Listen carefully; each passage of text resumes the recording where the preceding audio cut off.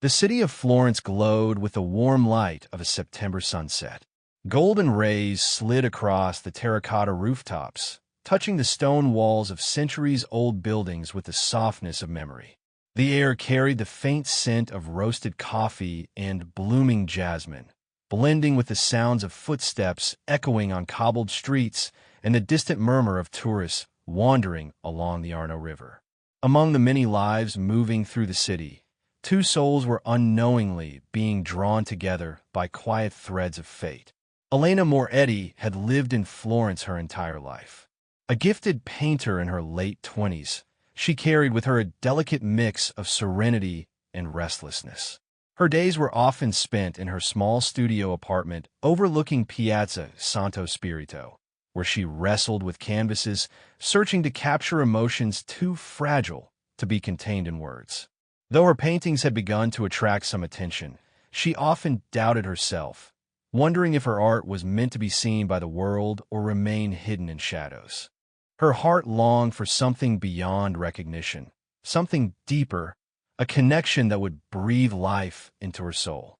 Far away, in the restless world of constant change, arrived Adrian Cole. He was 32, an architect from London, visiting Florence to study the Renaissance designs that had shaped his profession. Unlike Elena, who was a dreamer by nature, Adrian carried with him the discipline of structure and calculation. Yet beneath that polished exterior lived a quiet ache, a yearning he rarely admitted to himself. He had built towers of steel and glass, designed homes of comfort and elegance, but inside he carried the unshakable emptiness of someone who had never truly found where he belonged. On that September evening, the city became the stage for their first crossing. Elena had left her studio in search of fresh air, carrying her sketchbook tucked beneath her arm. She walked without direction, her thoughts scattered, her eyes catching fragments of life, an elderly couple laughing at a cafe table, a child chasing pigeons across the square, the soft light tracing shadows across statues. She paused at the steps of the Basilica di Santa Croce, sitting quietly as the bells began to ring, sketching absent-mindedly. At the same time, Adrian wandered through the square, a map folded in his pocket but largely ignored. He preferred to lose himself in the streets, to stumble upon details that books and guides could never teach him. His gaze fell on the intricate lines of the church's facade, and as he moved closer, he noticed her, seated, still, her pencil moving across paper with quiet intensity. The moment was brief, almost unremarkable. A passing glance, nothing more. Yet for reasons neither could explain, the world seemed to pause. For Elena, it was the sudden awareness of another presence, not intrusive, but magnetic. For Adrian, it was the realization that in a city filled with centuries of history, he had stumbled upon something that felt timeless. Neither spoke, neither approached. The bells faded, and life resumed its usual rhythm. But something had been set in motion, a silent beginning, like the first brushstroke on a canvas that would one day hold a masterpiece. That night, as Elena returned to her studio, she found herself sketching the face of a stranger, though she had barely seen him. And Adrian, back in his quiet hotel room, caught himself replaying the image of a young woman, framed by the soft glow of twilight, as if she belonged to the city itself. Neither knew that their paths would cross again, but Florence had already decided. The following days in Florence unfolded with the steady rhythm of autumn. The air was cooler now, filled with the fragrance of roasted chestnuts sold by vendors at street corners, and the evenings stretched longer, carrying the hum of music from hidden courtyards. Elena's life continued with its quiet routine, mornings filled with painting, afternoons with errands through the twisting alleys, and evenings spent gazing at her unfinished canvases. Yet beneath this routine, she felt something unfamiliar, a restlessness that had no name. Her thoughts often returned to the stranger at Santa Croce. She told herself it was nothing, only a fleeting moment, yet her hand betrayed her. Page after page in her sketchbook bore fragments of his outline, a jawline caught in shadow, a pair of eyes she could not fully recall, the stance of someone pausing before history itself. Adrian, too, found himself haunted. His work brought him to Florence's many landmarks: Brunelleschi's dome, the arches of the Ponte Vecchio, the measured geometry of cloisters and piazzas. Yet amid these wonders, his attention often drifted back to the young woman with the sketchbook. It unsettled him. He was not a man easily distracted. His life had been guided by plans, schedules, blueprints. But now, in quiet moments, he found himself imagining her, wondering who she was, what she sketched with such intensity, and why she lingered in his thoughts more strongly than the city itself. It was a Tuesday afternoon when their paths finally crossed again. Elena had decided to visit the Uffizi Gallery, a place she knew well, yet always returned to when her spirit needed stirring. She wandered through its halls slowly, letting her eyes rest on Botticelli's flowing figures, on the subtle play of light in Caravaggio's shadows. Around her, tourists murmured, but she heard little of it. Instead, she sketched quickly in the margins of her notebook, as though the great masters whispered to her through the centuries. In another wing of the gallery, Adrian moved with equal fascination. For him, the paintings were less about their subjects than about form, proportion, and the harmony of composition. He noted the structure of perspective, the deliberate lines that created depth and balance. But then, in a quiet gallery lit by tall windows, he saw her again. She was standing before a painting of a Madonna, her sketchbook open, her posture intent yet relaxed, as though she had forgotten the world around her. Adrian stopped at a distance, uncertain. A sense of inevitability washed over him, like the feeling of recognizing a melody one had never heard before. It was she who noticed him this time. Turning slightly, her eyes caught his, and for the first time, recognition passed between them. No words were exchanged, but the acknowledgement was clear. The stranger from the basilica, the figure from her sketches, now stood only a few steps away. They moved closer, slowly, as though drawn by forces neither could resist. And though silence lingered between them, it was not uncomfortable. It was full, alive with unspoken questions, with curiosity that stretched beyond the moment. They walked through the gallery together, not side by side, but near enough that their presence shaped each other's path. Occasionally their eyes met, and though no conversation passed, something deeper was taking place, a conversation of souls, silent and undeniable. By the time they stepped back into the daylight, Florence had shifted. The Arno shimmered beneath the bridges. Street musicians filled the air with song, and the scent of fresh bread drifted from bakeries. For Elena and Adrian, the city no longer felt like background. It felt like witness. That evening, Elena returned home, her sketchbook heavier than usual, filled with fragments of architecture and faint attempts to capture the man who now occupied her thoughts. Adrian, too, found himself unable to focus on his notes. He stood at his hotel window long into the night, watching the city glow with its 1,000 golden lights, wondering if this was chance or destiny. Something fragile yet undeniable had begun. Florence unfolded its days with a rhythm both timeless and fleeting, as though the city itself understood the delicate weaving of destiny. For Elena and Adrian, the chance encounters had already left a mark. But what began as silent recognition soon grew into something more tangible. It was a morning softened by mist when Elena chose to wander through the San Lorenzo market. The stalls brimmed with colors, vibrant fabrics, shining fruits, the scent of leather and spice mingling in the air. She moved among them lightly, sketchbook in hand, her eyes always searching for beauty in small details. The curve of an orange peel, the lined hands of a vendor, the play of sunlight on copper pans. Adrian, by another turn of fate, was there as well.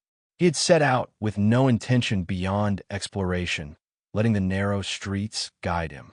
When he caught sight of her among the crowd, it felt less like coincidence and more like inevitability. This time, the silence between them gave way to shared steps.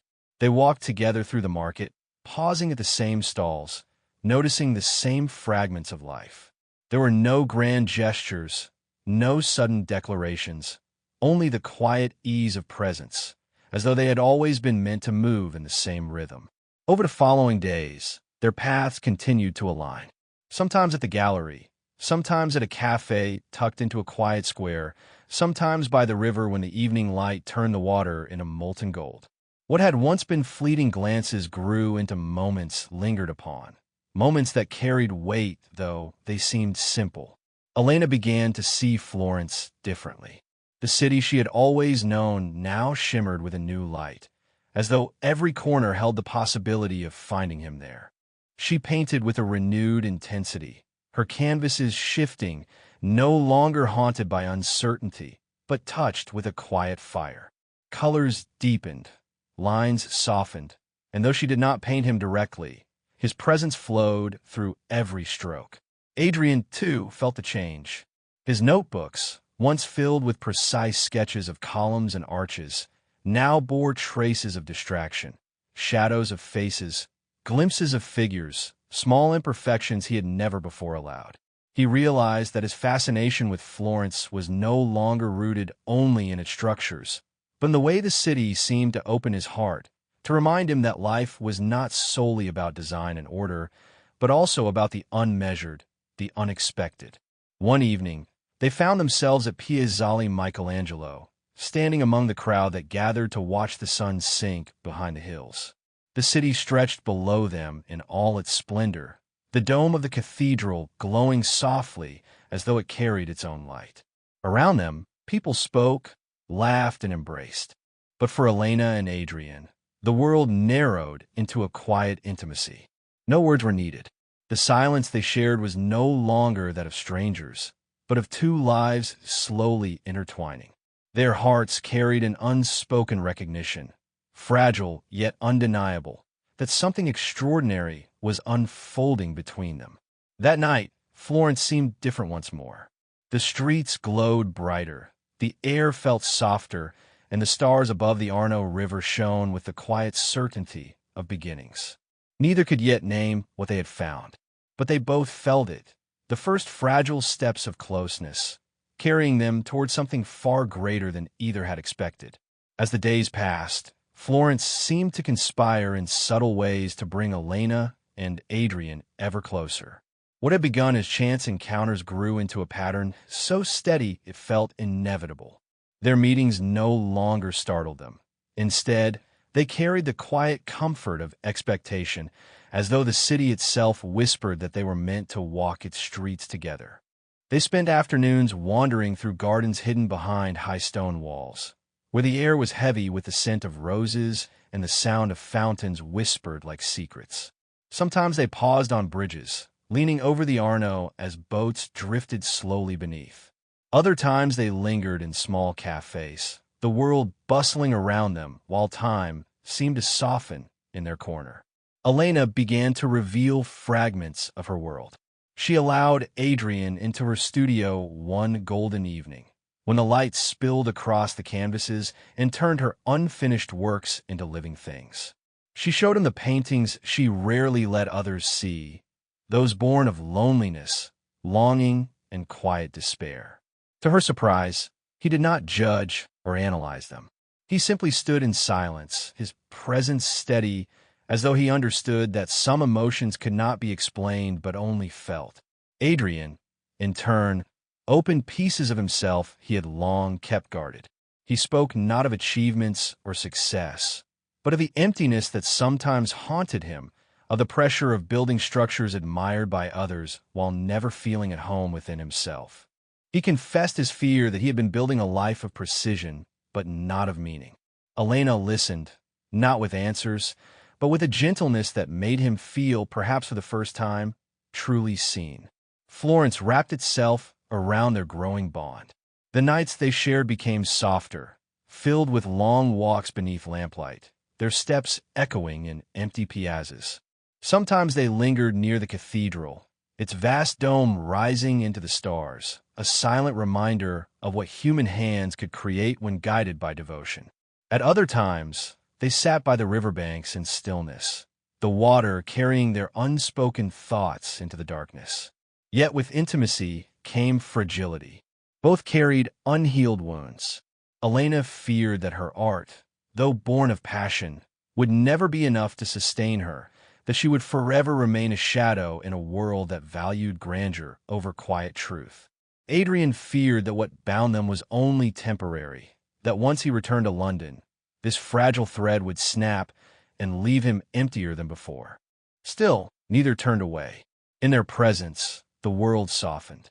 In their silence, the ache of loneliness lessened. And in their closeness, both discovered a truth they had not dared to believe, that love does not always arrive with thunder or fire, but sometimes with the quiet persistence of two souls finally recognizing one another. On one autumn evening, standing once again at Piazzale Michelangelo, they watched the city glowing beneath them. This time, Adrian reached for Elena's hand, not out of impulse, but with the certainty of someone who knew he was no longer lost. She did not pull away. Instead, she held his hand as though she had been waiting all her life for this moment. The bond between them was no longer fragile. It was beginning to take root. Autumn in Florence arrived with a hush of rain, soft and persistent, washing the city in silver light. For Elena and Adrian, the days grew heavier, not because their affection waned, but because reality began to intrude. One evening, in a small cafe near the Piazza della Signoria, Adrian received a call. Elena watched the change in his expression, the quiet tension in his shoulders.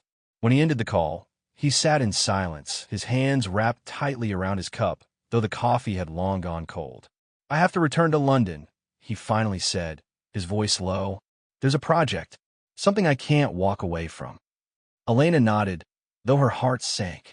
She had known this moment would come. He was a man tied to a city, to a world that demanded his presence and his brilliance. She, meanwhile, belonged to Florence, its streets, its light, its quiet corners where her art could breathe. For days after, they walked together through the city with a heaviness neither dared to name. Every glance was tinged with the shadow of farewell. Every touch carried the ache of impending absence. Elena tried to convince herself that what they had was enough, even if it could not last. She told herself that fleeting beauty had its own kind of eternity. Yet late at night, in her studio, she painted only in shades of gray, unable to capture the warmth she had felt when Adrian stood beside her. Adrian, too, was torn. He returned to his drawings and blueprints, but the lines blurred, the structures collapsed in his imagination. For the first time, his work felt hollow, as though Florence had awakened in him a hunger that London could never satisfy. Their final evening together before his departure was filled with unspoken words. They walked once more to Piazzale Michelangelo, the city glowing below them. The same place where their story had begun now felt like the place where it might end. Adrian turned to her, his eyes filled with something between desperation and hope. "Elena," he whispered, "tell me not to go." The words caught in her throat. She wanted to beg him to stay, to promise her that love could outweigh duty. Yet fear held her silent, fear that asking too much would shatter the fragile bond they had built. So instead, she forced a smile, her heart breaking. "If you must go," she said softly, "then go. But know that Florence will always remember you. And so will I." The wind carried her words into the night. Adrian's hand lingered in hers for a moment longer, then slipped away. When he finally turned to leave, the city seemed dimmer, as though even Florence mourned. Elena stood alone at the overlook, the weight of absence pressing against her chest, wondering if love found in a foreign city was destined to be nothing more than a beautiful memory. Winter arrived in Florence, and with it a silence that pressed against Elena's heart.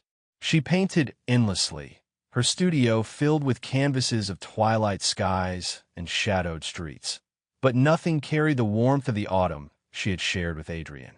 His absence lingered like a ghost in every corner of the city. Letters came at first, short, hurried notes from London. He spoke of deadlines, of meetings, of buildings that demanded his touch. But beneath the formal words, Elena sensed his unrest. Then the letters stopped, and the silence grew heavier still. She tried to tell herself their story had been a fleeting gift, never meant to last. Yet every evening, She found her steps carrying her back to Piazzale Michelangelo, as though the city itself whispered that something unfinished waited there. And then, one late winter afternoon, as the sun stretched pale gold across Florence, she saw him. Adrian stood at the overlook, his figure framed by the fading light. He looked tired, older somehow, yet his eyes burned with the same fire she remembered. When he turned and saw her, something inside Elena cracked open. "I couldn't do it," he confessed, his voice breaking. "I try to go back, to fit into that life again. But every building I designed felt empty without you. Every street in London reminded me of Florence, and of the woman who made me see the world in color." Elena felt tears sting her eyes, but this time they were not from sorrow. Slowly, as though afraid the moment might dissolve, she walked toward him. "I thought you had chosen," she whispered. "I did," Adrian replied. "I chose you. It just took me too long to admit it." He reached for her hands, and when their fingers intertwined, it felt as though the city itself sighed with relief. The bells of Florence rang out in the distance, a chorus to mark their reunion. From that day forward, their love was no longer confined to fleeting hours or borrowed seasons. Adrian built not just structures, but a life beside her, a studio where her canvases stood beside his blueprints, a home filled with light, laughter, and the scent of paint and coffee. Years later, when Florence whispered their story through its streets, people spoke of an architect and a painter who found one another under the Tuscan sky. And though time moved on, the city seemed to remember, holding their love in its stones, its sunsets, its silence. For Elena and Adrian, it was never just about Florence or London or the places between. It was about the moment they chose each other, and in that choice, found forever.